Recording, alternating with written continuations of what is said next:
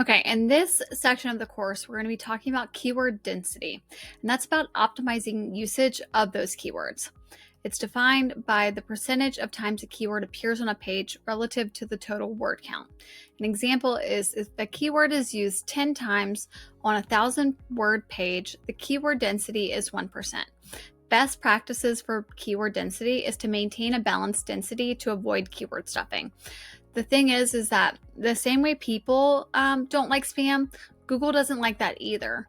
So if you're a divorce attorney, right, if you just kind of sprinkle that throughout your website or just a specific page, and then you can use different synonyms to just kind of reiterate the point across the page, and so that way Google doesn't see that you're keyword stuffing. Like here is the formula for keyword density over here. You can see the number of times a keyword is used divided by the total number of words, and then you times that by 100. So if you have 5 times by 200 words times 100, that's 2.5%. And so you really want to kind of stay in that 1% margin. But we're going to go back to the 7 ways to reduce stress example that we did earlier to just kind of get those points across. So here you can see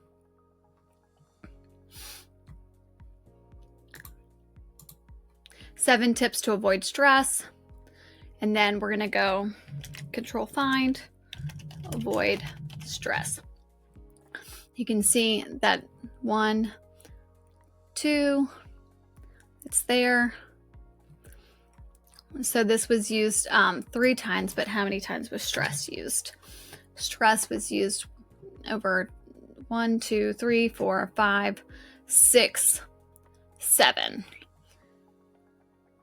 And so you can see that they used different ways to say avoid stress. They said avoid stress. They said consequences of stress, reduce stress, add to stress, ease the stress. So they use those different kind of variations to get that point across without saying, avoid stress over and over and over again for such a short little piece of content. And then we're going to go over here to the stress relievers, tips to tame stress. And we're just going to go to stress reliever. And you can see 1, 2, 3, 4, 5, 6, 7, 8, 9. It was used 10 down there at the bottom. But then if we just put in stress, you can see that it was used 32 times throughout the text. So your stress, lead to stress, cools down your stress response. You can see that although stress was used many different times, it was used in many different ways throughout the text, making it a little bit more of variations. But Google also picks up synonyms, so if you wanted to kind of have different variations in different sentences and maybe throw in a little bit about anxiety and stuff like that there, Google would still pick that up as stress management, anxiety management, just kind of ways to kind of manage those stressors in your life.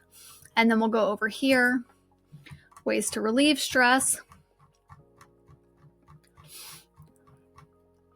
And you can see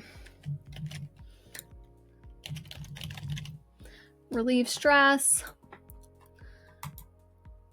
2 times, 3 times. But if we put in stress, you can see it was used 47 times.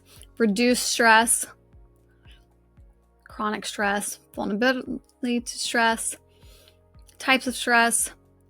So you can see that stress is the overall theme, but they did a great job of taking that relieve stress, which is their keyword in this post, but kind of saying it many different ways in order to get a better reaction from the users that are viewing this and also from Google.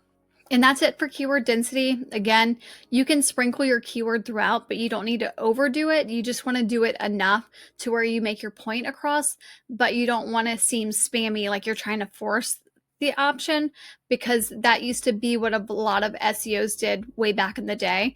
But now that Google has evolved to be more adaptable to technology and the way that things are moving forward. You don't have to quite stress as much about your keyword density, but you just want to use it just enough to kind of get your point across, maybe add in some supporting terms, and then there you go, just the 1% rule. Then next up, we're going to be talking about internal linking. We kind of went in on that a little bit earlier, but I'm going to break it down, the importance of that, in the next video.